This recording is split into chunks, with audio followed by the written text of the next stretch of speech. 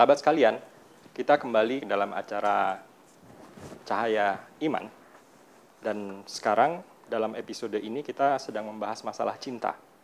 Dalam segmen kali ini, kita akan membahas perbedaan antara cinta manusiawi dengan cinta ilahiyah. Mas Heri, kira-kira seperti apa ini perbedaannya?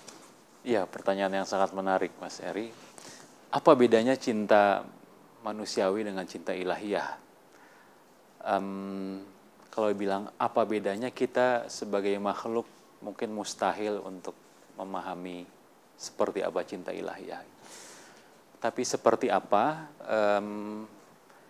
saya pikir contoh yang agak dekat adalah ketika kita punya anak. Saya punya anak usia 11 tahun, dan yang sekarang 3 tahun. Saya masih ingat betapa luar biasanya ketika ada sebuah rasa yang tumbuh.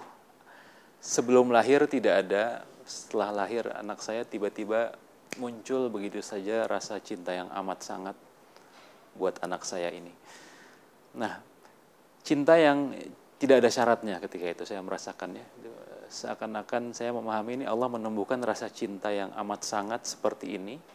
Tidak ada syaratnya, mencintai begitu saja gitu ya. Mungkin itu analogi yang paling jauh dari cinta ilahiyah. Saya tidak mengatakan seperti apa cinta ilahiyah seperti itu, tapi dalam skala yang paling kecil mungkin, kira-kira seperti itu, Mas Ari. Agar kita bisa memahaminya ya, iya, analoginya. Allah ya, memberikan analogi seperti itu supaya kita bisa memahami permisalan. Ya, analoginya seperti itu. Kalau cinta manusiawi? Cinta manusiawi, saya pikir akan sangat terwarnai dengan syahwat dan hawa nafsu. Kita bisa mencintai sesuatu, mencintai seseorang, tapi dengan syarat misalnya. Kita ingin dia bersama kita terus, misalnya begitu ya. Ketika dia tidak ada, atau ketika dia menolak, kita sedih, sakit hati, dan semacam itu. Beda dengan cinta misalnya tadi ke anak, saya ingin anak saya tumbuh. Walaupun misalnya nanti saya tahu dia suatu hari akan berkata kasar kepada saya, akan membangkang. Tapi tidak mengurangi cinta saya kepada anak saya, kira-kira begitu, Mas. Yang menjadi masalah ya dalam tanda petik dalam keseharian kita kan kita terbiasa dengan ungkapan cinta yang sifatnya lebih ke syahwati. Iya, iya. Ya. Ada tips mungkin dari Mas Heri Mardian bagaimana kita memproses itu agar nantinya kita bisa mencintai dengan lebih yang tadi itu, lebih murni ya, tanpa sebab seperti cinta kita ke anak. Karena kita sedang bicara dalam konteks tasawuf ya, memang seorang pejalan semakin dia bertaubat, semakin dia membersihkan dirinya dari syahwat dan hawa nafsu.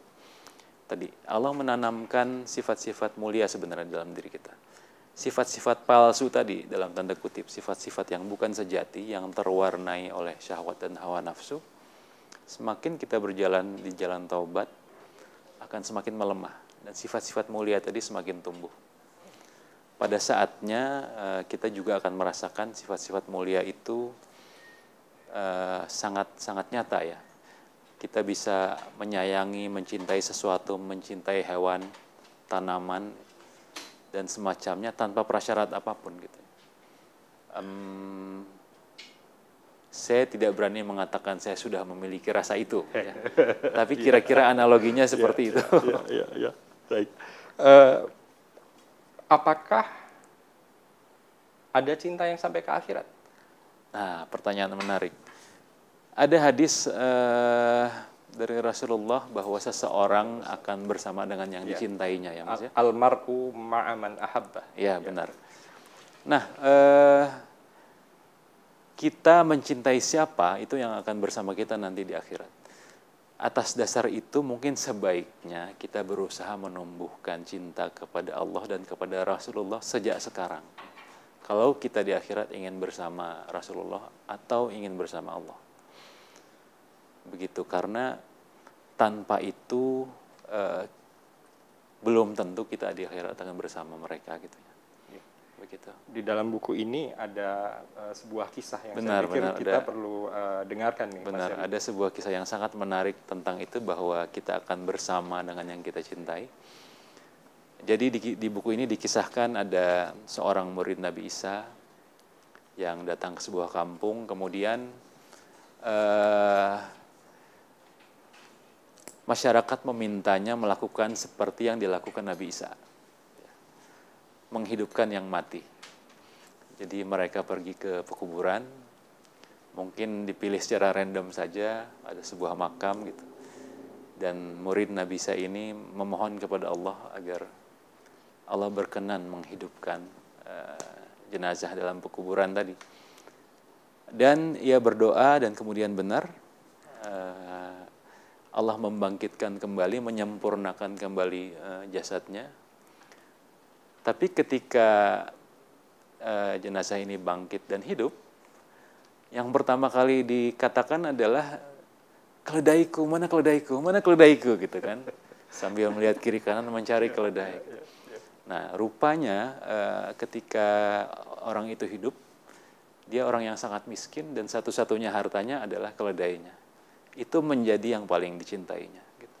Jadi dia membawa rasa itu sampai mati. Ketika hidup, yang tertinggal pun rasa itu, cinta kepada keledainya. Ya, kalau dalam bahasa sekarang mungkin ingat motornya ya. Ingat motornya mungkin. Ingat mobilnya dan ingat sebagainya. mobilnya. Aduh, gitu. Ya. Sahabat sekalian, kita sudah membahas bagaimana lucunya dan absurdnya cinta manusiawi yang berdasarkan syahwat itu, yang sekalipun salah itu akan terbawa sampai ke akhirat.